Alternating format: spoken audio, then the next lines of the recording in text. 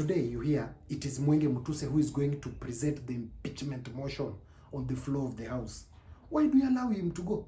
Why do you give him peace all day? You would have gotten some mercenaries here and there. Mwenge Mutuse, he would have known where he stays, where his family is, where his businesses are. You kidnap his kid, most beloved.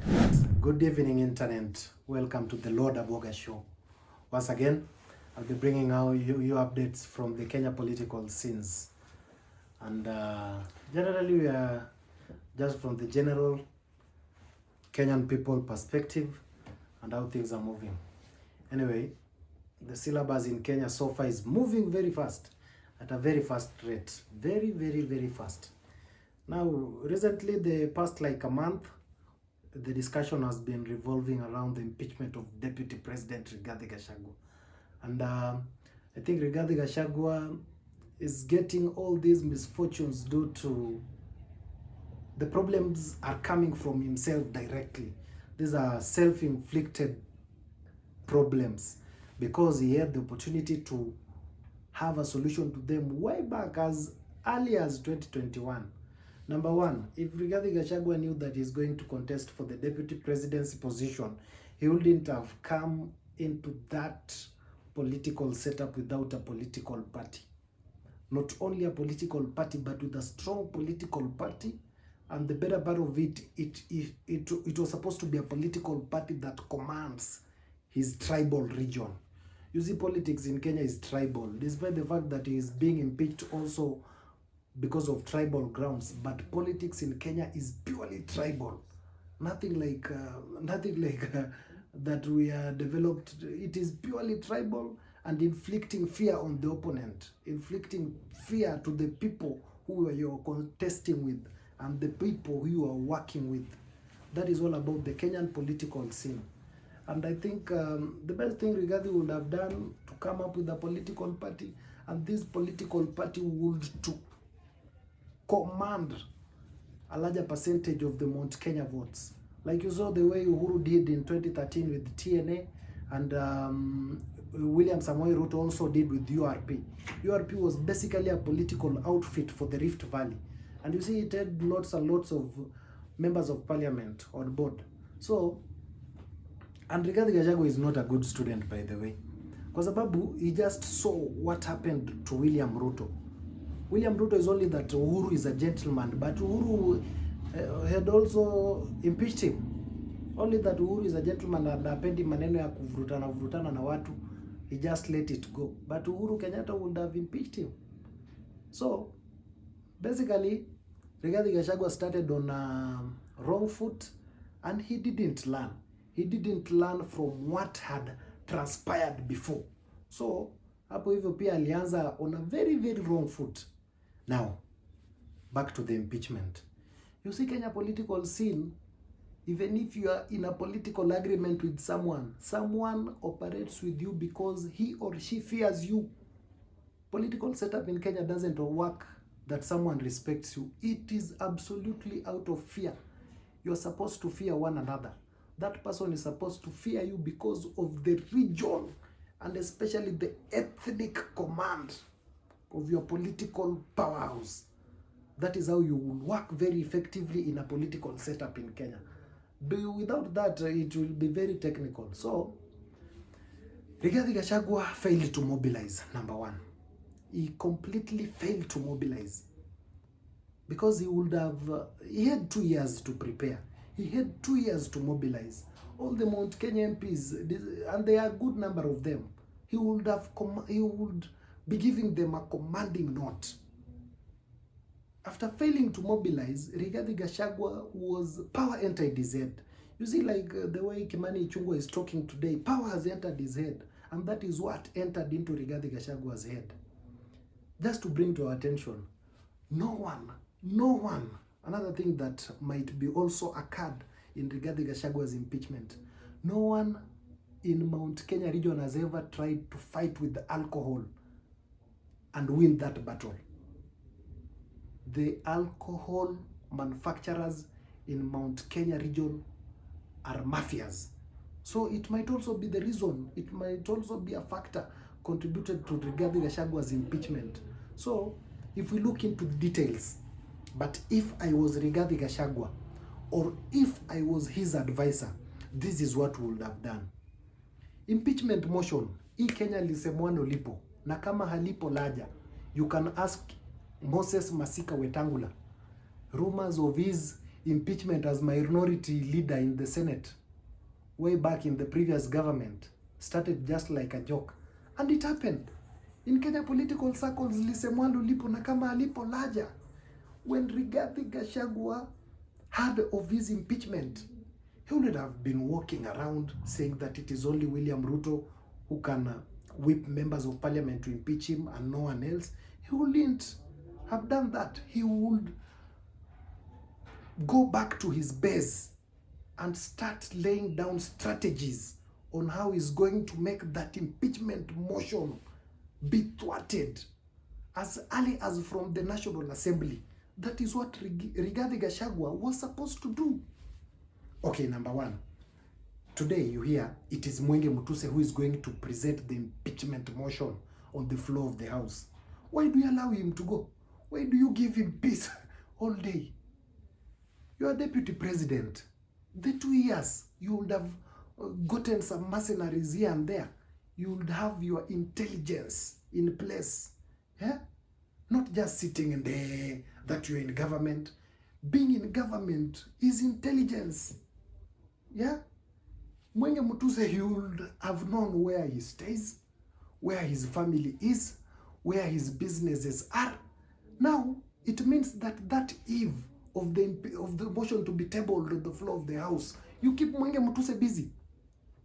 You kidnap his kid, most beloved. Now you see the pressure is coming back to Mwenge Mutuse, since the wife will be telling Mwenge Mutuse, go withdraw that thing so that me, I want my baby back. You see, that is pressure. If you know where his business is, put it on fire. Those are some of the things that keeps Mwenge Mutuse busy. He will not have had that time to come and present that impeachment motion in the floor of the House. In Kenya political circles, people survive through fear. Starting from MCAs, MPs, senators, most of those people that are there, they thrive through fear and intimidation to opponents and to people who are their close associates. That is Kenyan. And you see, in African setup, you've broken record that you are the weakest ever deputy president to just be impeached like that, and the country is peaceful. We are freely moving up and down. My friend Rigathi, you are one of the weakest politician ever realized in the history of African politics. You are the weakest. Number two, assuming that the motion has passed the National Assembly, now it is in the Senate. You had like 5 good days to talk to senators, to whip them, my friend. You had 5 good days. Yeah? You had Thursday, Friday, Saturday, Sunday, Monday. Yeah? In fact, not 5, 6 days. You call these senators one by one. One by one. After all, senators don't have a kitty. So, politically, njaa inawasumbua. Yeah? You give them 10 million each. After all, you have money. You only needed 18 senators. You give them 10 million each. You have 5 billion. You take a piece from your 5 billion, give them 10 million each. That is enough money to have soldiers to defend you in that Senate, to vote standing by you. Yeah? But it seems you didn't do that homework well. Karugo Dhangwa, your foot soldiers didn't do that homework well. And but it is a learning process. So what you remain with now, you fight in court so that you regain your political eligibility. Yeah? Because you still mtu ya mlima. We still chuma ya reli. But chuma ya reli, umetubwaga Rigathi. Chuma ya reli wapi? Yeah? Moving forward. Now, you failed to mobilize at the Senate. You only needed 18 senators to save you. 10 million each. You good to go, Rigathi. But you failed on that. Okay, you're impeached. Yes, the Senate gave out, they gazetted, Amason Kingi gazetted it. What's next? You got the court orders barring Kindiki from being, you got conservatory orders from barring Kindiki to assume office. Now umenyanganywa security. You crying here, you don't have security. You don't have security. Oh, umenyanganywa. Now again, what do you need security for? You got into power. Did you have security? You had only one bodyguard. You didn't have all those security that you should be crying for. Again, you're elected by the people. What do you need security for? Yeah? What do you fear? For you to have those security and those too many chess cars. No reason. Rigathi. If I were you, or if I was your advisor, metolewa kwa ofisi. You see, next day, I had the conservatory orders. Spare the dramas, kipindis at the Karen Hospital. The next day, if I were you, I'll be in my Arambe office very early in the morning, as early as 5. Mobilize. You mobilize that city with 5,000 people. Your 5 billion can do that. Part of your 5 billion can do that. You mobilize 5,000 youths to bring you into office.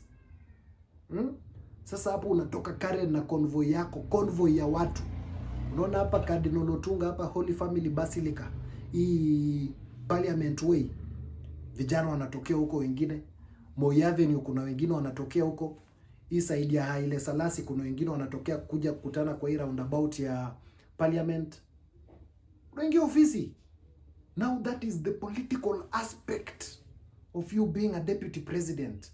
Unaingia kwa ofisi sasa hapo, you've shown that you can mobilize. You can mobilize. Hiyo ikikataa, wewe ni mtu ya Mrima. Mrima si ni hapa tu. Hapa Mrima, you mobilize. Take a super highway. You mobilize 1,000 buses. Zinatoa watu Mrima, zikileta. Zikiekewa block, zinasimama Thika super highway. Yeah? Kila kitu inaenda at freeze. Thika super highway ikifungwa. And you see hapo sasa unaonesha William Ruto, you also a man. You also command your people. Mobilizing. That is power of mobilizing. But I think you are too selfish, Rigathi.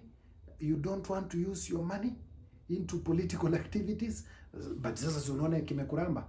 You would have done that. Now we'll be talking about different thing. Eh? You would have done that. Now the conservatory orders have been withdrawn. You'll continue fighting in court. Maybe if court is merciful enough, says that you're impeached illegally, you regain your political muscle, whereby you can contest in future. And that is also part of the game.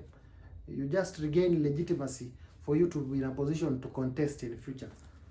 But let me tell you, last thing, Bwana Rigathi, and all other political leaders in Kenya, and they know that, most of them. In fact, 99% of them know that. Kenya political setup. People thrive by fear. Instilling fear to the opponent. Instilling fear to your political associates. Kenya political scene is not respectful. It's not respectful at all. You must thrive through fear.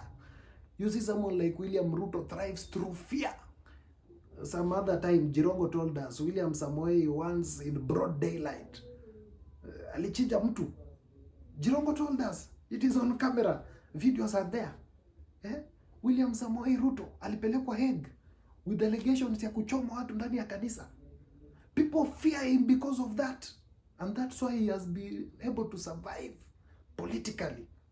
That's why Uhuru Kenyatta, despite the fact having the muscle to impeach him, he feared him.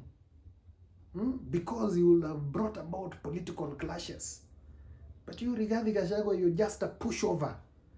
But moving forward, I think you've learned a lesson. Now you just struggle in court. Tomorrow we'll be waking up very early in the morning to go and attend Kindiki's impeachment. Tomorrow is a holiday, by the way, guys. So, Rigathi Gachagua, hiyo ulituvua nguo mwenyewe bwana. Na ukivua nguo maji ikiwa ya ice, ikiwa moto kabisa unaoga. Sasa, wenye uliamua kuoga, ulikataa kupanga kazi. Wewe oga hiyo maji. Oga hiyo maji. Kenya will move on. What you need to fight to regain political legitimacy. But Kenya in politics, you must thrive through fear. And that is what has kept Raila Amolo Odinga 30 years in Kenya political setup. Raila Odinga thrives through fear. Ukiguza Raila unajua Wajaluo atafanya maandamano. Fear. Jifanya hapa muungwana na vitu, usiguze mlima. Iko wapi sahi? But jaribu, kaza kamba, rudi setup. Tutakupea advice. Adios. This was the Lord Abuoga Show.